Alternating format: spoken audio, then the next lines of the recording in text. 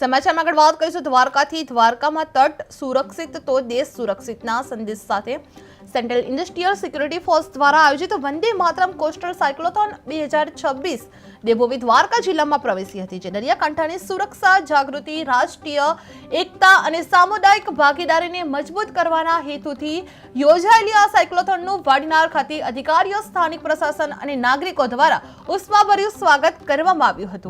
CISF cyclothon 2026 जो वंदे मातरम के 150 साल के उद्यापन के साथ साथ समृद्ध तट और सुरक्षित तट और समृद्ध देश इस नारे के साथ शुरू हुआ है।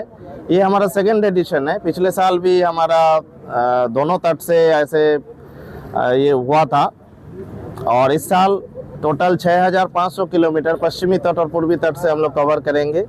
तट अगर समृद्ध नहीं होगा तो देश भी समृद्ध नहीं हो सकता, तो ये सबको मालूम है। तो तटीय सुरक्षा बहुत ही इम्पोर्टेंट है और तटीय सुरक्षा को मद्देनजर रखते हुए हमारे अनुशासन और हमारे भाईचारे को देखते हुए तटीय गांव की